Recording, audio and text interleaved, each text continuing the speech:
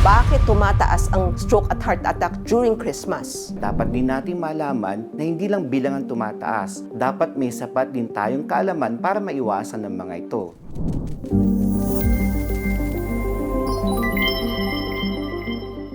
Hello mga kabarangay! Eto na ang Pasko. Nararamdaman nyo na ba ang lamig?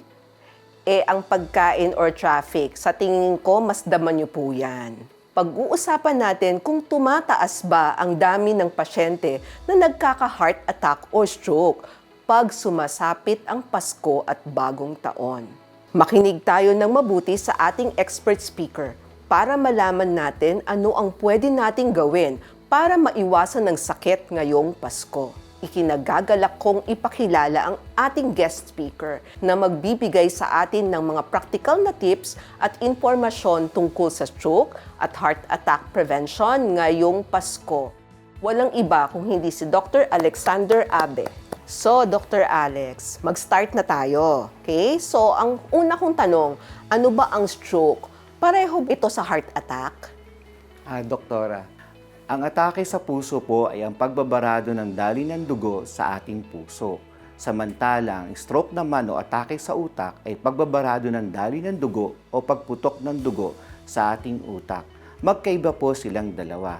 Pero iisang dugo o parehong dugo ang dumadaloy sa ating ugat na naghahatid ng nutrition at oxygen para gumana ang ating utak at puso. Pero ang dalawang nabanggit na sakit ay parehong delikado sa ating kalusugan.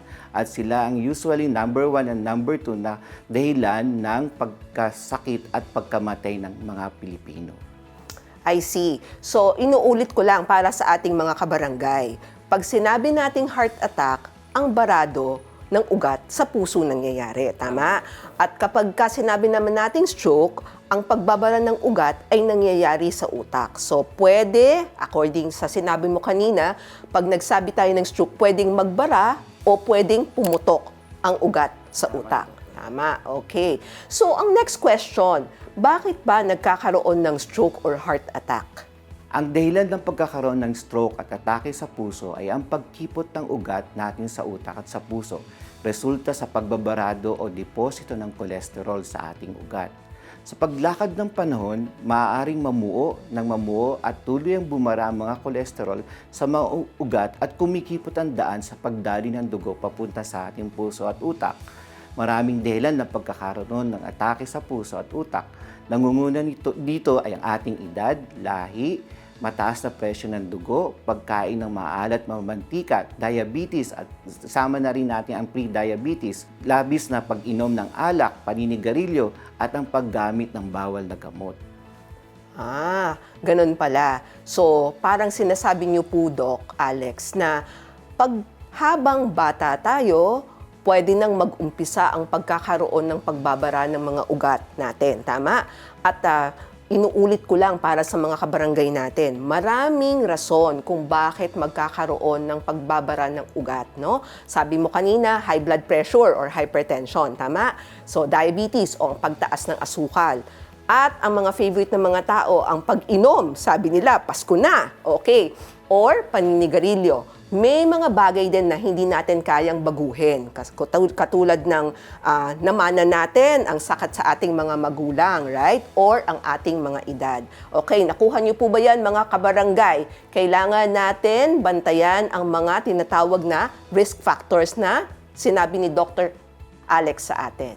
Okay, Dr. Alex. So, ipagpatuloy na natin ang mga tanong natin sa inyo. Tumataas ba ang incidence ng heart attack o ng stroke pag ganitong panahon ng Pasko? Doc Francis, totoo po. Tumataas ang insidente o bilang ng atake sa puso at stroke tuwing papalapit ang Pasko at Bagong Taon. Maraming pag-aaral na ginawa at naobserbahan nila na around 15 to 35% at tumataas ang bilang ng atake ng puso at utak. Karagdagan nito, doktora, dapat din natin malaman na hindi lang bilang ang tumataas. Ang usual na dumadating sa ating mga emergency room ay usually mas malala o mas matinding klase ng stroke at atake sa puso. Bakit po ba nagkakaganon? Bakit tumataas? Kasi parang tama po kayo actually, mapapansin natin na during Christmas, ang mga incidents ng or ang mga pasyenteng naka-admit sa ospital, halos lahat, stroke at heart attack, no? So, meron po bang explanation bakit tumataas ang stroke at heart attack during Christmas? Meron po, Doktora. Una, syempre sa stress o sobrang kapaguran dahil sa preparasyon natin para sa darating na Pasko at Bagong Taon.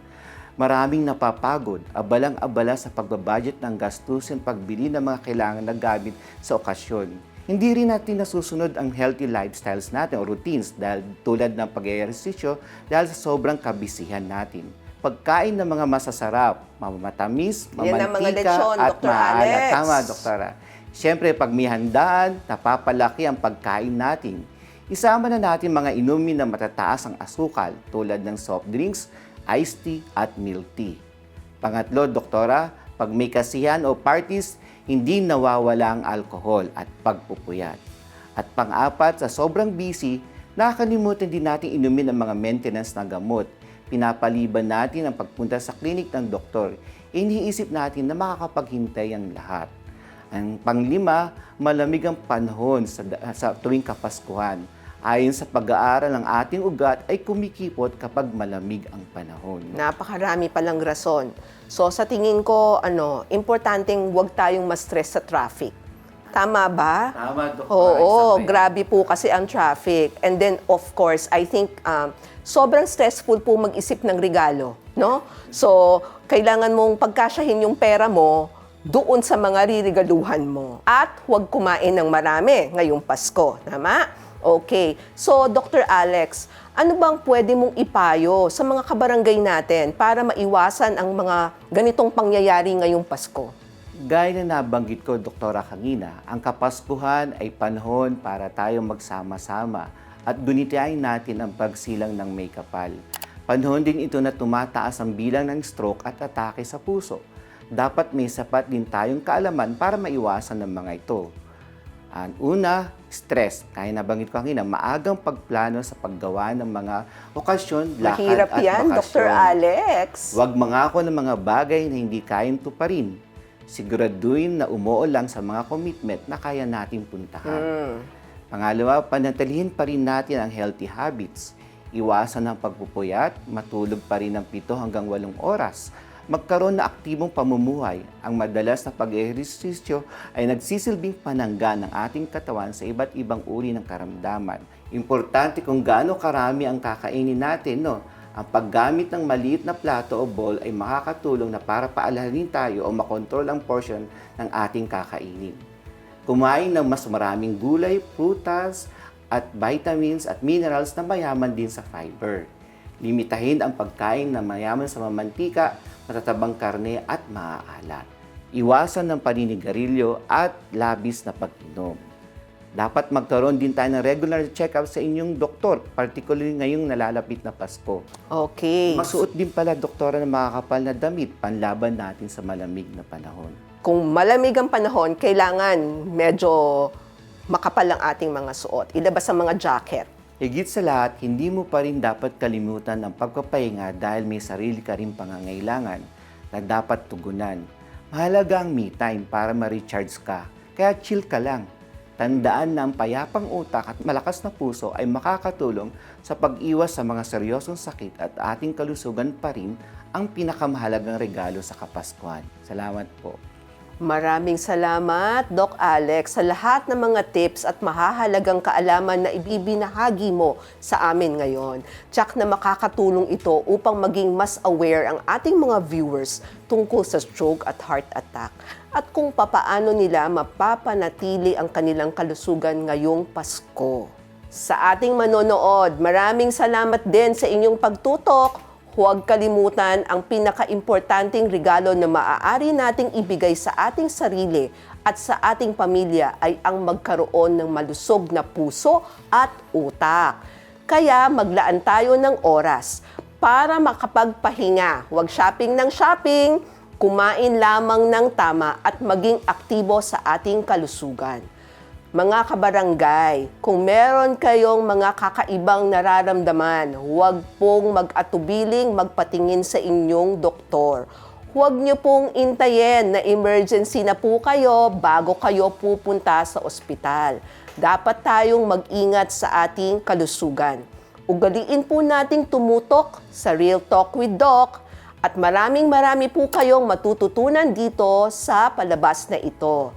Kaya mga kabarangay, kung meron po kayong mga topics na gustong maintindihan, ilagay lang po natin ito sa chat box at ito po ay paghahandaan namin. Maraming salamat po! Maligayang Pasko mula sa Barangay BK!